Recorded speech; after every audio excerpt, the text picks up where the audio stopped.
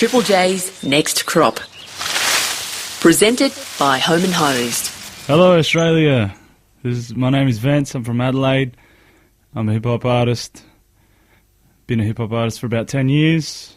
I'm in a crew called Certified Wise with other such shady characters as the Hilltop Hoods, the Funkors, Terra Firma and so forth. Adelaide seems to have a pretty big hip-hop scene. What do you think it is about Adelaide and hip-hop that go together?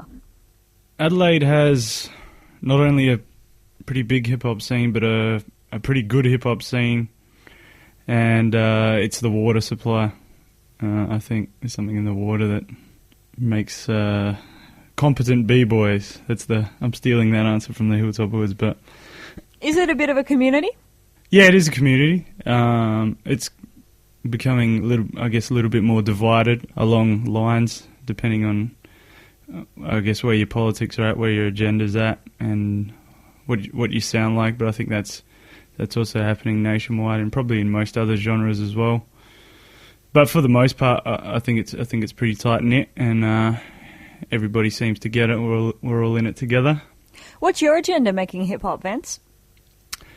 My agenda making hip hop music, I guess it's changed a fair bit over the past few years. I guess maybe try and give people a little bit of an insight into my understanding of the world. I guess I try and make working class hip hop, if you want to put a label on it. Labour hip hop. How's that sound? Tell me about writing rhymes. Writing rhymes, I could spend up to 16 hours on a verse, or even a couple of days, but it's basically a collection of, I guess, random thoughts. But I try to treat every couple of bars or every couple of lyrics as, I guess, a whole verse or a whole song in himself. And when I've got the time, I really try to make every bar count, like my little baby. Have words always been important to you? Always really good at English in primary school, and I was reading when I was really young, like I think about 2. I used to read to the kids at kindy and whatnot, but when I hit high school, I think something happened. I just didn't like it at all, and nowadays I have a really short attention span, and I think the only really time I really enjoy and can immerse myself in English and using words without losing focus is writing rhymes and writing songs. So you're not one of those dudes that, goes around reading everything you can and collecting new words like that? No, when I read a book, I'm constantly looking for the dictionary, even words that I've read a few times, because my memory is so bad. It takes me a while to understand something. I'm not stupid. I just have a pretty short attention span. I blame that kind of on high school. I think they shove it down your throat.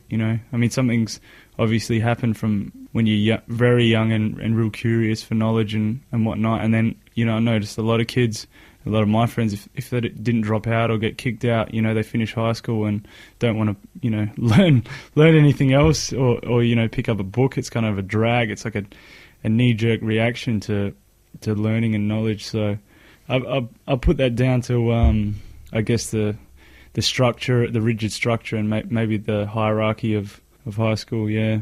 It sounds then like hip hop is a really good way of getting intellectually stimulated. Yeah, I guess so. It's funny, we did a show in Sydney about last month, I think, and the promoter actually took us to the airport in the car, and he brought his son, and his son was 2, and his son was, actually I don't even think he was 2, he was almost 2, and he was saying so many words, like I'd never heard a kid speak this good. And we were saying, what's the deal? Why is he so good? And he was like, so ever since he came out the womb, he's listened to nothing but hip hop music, So, it's the most, verbally, I guess, intensive music, for want of a better term. What are some of your first memories of hip-hop? I'd say when I was young, in about, grade 5, grade 6, my dad used to take me to the library, and I don't know if anybody remembers, but I think they probably still do.